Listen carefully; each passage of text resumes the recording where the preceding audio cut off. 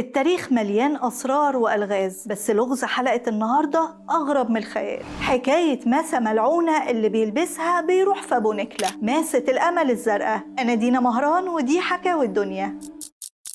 سنة 1958 وصل ساعي البريد جيمس تود صندوق أو طرد لمتحف سميثسونيان في واشنطن في الولايات المتحدة الأمريكية، واللي فيها الماسة الغريبة دي. ومن وقتها أحداث غريبة جدا ابتدت تحصل له، بس الأغرب الأحداث التاريخية الغريبة جدا اللي يقال إنها حصلت بسبب الماسة المشؤومة دي، واللي اتعرفت باسم ماسة الأمل زي ما اتكتب عنها في مقالات في جرايد إنجليزية شهيرة زي ذا انسايدر ونيويورك تايمز وغيرهم بين سنة 1908 و 1911، واللي اتحكى فيها تاريخ الماسة الغريبة دي، واللي بيرجع أصلها للعين الثالثة للآلهة الهندوسية سيتا زوجة الإله راما. ويقال إن الماسة دي موجود عليها لعنة، وبالرغم من القصة دي سرقها جواهرجي هندي بين سنة 1666 و 1668 لحد ما وصلت لإيد الجواهرجي الفرنساوي المشهور جان تافريني، اللي باعها قبل وفاته للملك لويس ال14 اللي توفى بسبب الغرغرينة، عشان تروح بعدها لواحد من رجالة لويس ال14 كان اسمه نيكولاس فوكت، اللي لبس الماسة وبعدها بفترة قصيرة يتم اتهامه بالخيانة ويتحبس ويتعدم، ويرجع العقد اللي فيه الماسة للوريث الشرعي للويس ال14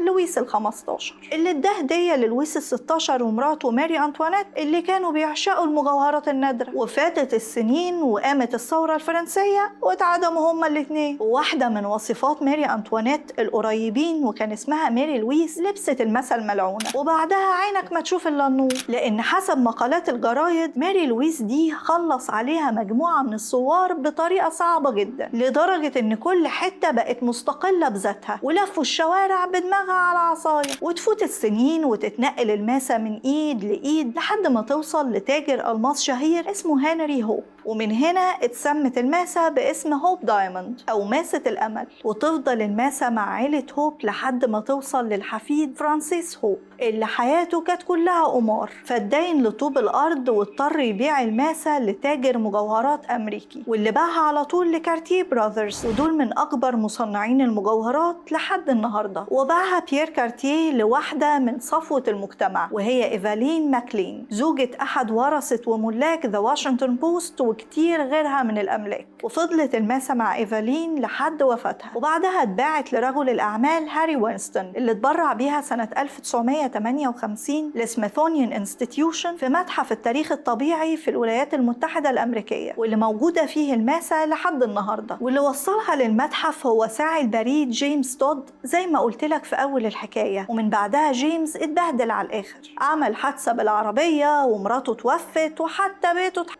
وبسبب كل الحكايات دي واللي اتكتبت على ايد اشهر الصحفيين في اشهر الجرايد، سميثونيان انستيتيوشن او المتحف اللي موجوده فيه الماسه عمل دراسات موسعه حواليها عشان يعرف هل هي الماسه اللي مفقوده من ايام الثوره الفرنسيه ولا لا، وهل موضوع اللعنه ده والاحداث اللي حصلت بسببها ولا صدفه. وتوصلوا ان الماسه كانت في الاصل حوالي 114 قيراط، وغيروا كل تصريحات الجرايد بخصوص الماسه. فمثلا حسب التقرير ان جان تافرينيه اشتراها من منجم كولر في الهند وباعها للملك لويس ال14 مع ماسات وجواهر تانية، وحولها الملك لماسة أصغر وسماها ذا فرنش بلو واللي معناها الأزرق الفرنسي. وسافر تافرينيه لروسيا وبعدها توفى بشكل طبيعي في سن 84 سنة، وبعدها انتقلت للويس ال15 اللي شالها في الممتلكات الملكية، ومن بعده راحت لأخوه لويس ال16. وبعد ما اتحكم عليه هو ومراته بعد انتهاء الثورة الفرنسية سنة 1799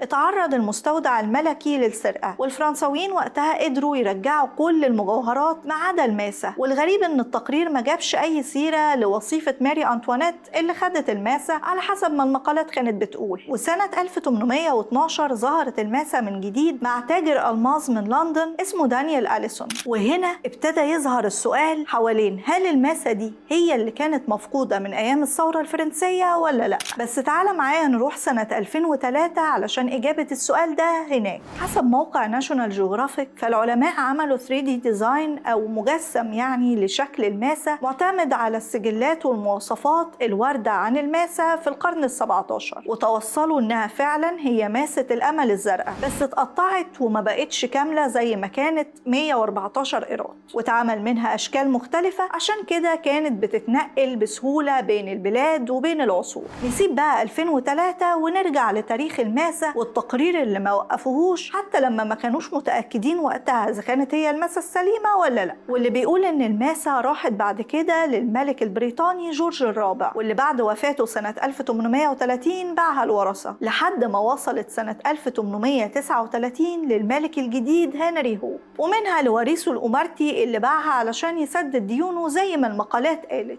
طيب لو كل الأحداث اللي حصلت دي طبيعية وملهاش أي علاقة بالماسة، جت منين فكرة اللعنة؟ التقرير جاوب على السؤال ده وقال إن الصاغ الشهير بيير كارتيه استغل كل اللي اتقال عن ماسة الأمل الزرقاء من لعنة والكلام ده كله في المقالات وحط لها شوية أحداث من عنده، خصوصا وحسب كلام المؤرخين إن بيير كارتيه كان متأثر جدا بالرواية الشهيرة ذا مون ستون للكاتب الإنجليزي ويلكي كولينز، فربط بينها وبين بعض الأحداث التاريخية اللي حصلت، وكل ده عشان يقنع إيفلين وجوزها إدوارد إنهم يشتروها. وبيكمل التقرير وبيقول إن إيفلين نفسها كتبت في مذكراتها إنها هي وجوزها قابلوا بيير كارتيه في باريس واشترت منه شوية مجوهرات، وقالت له لو جالك أي قطعة غريبة أو نادرة يا ريت تعرضها عليا لأنها بتتفائل بالحاجات دي. طب ده كلام؟ والتقرير بيقول إن بيير ظبط الحكاية دي وباع لهم الماسة زي ما كان عايز. وبالكلام ده التقرير بيأكد إن مفيش حاجة اسمها لعنة الماسة الزرقاء وإنه مجرد ماركتينج زي ما بنقول دلوقتي،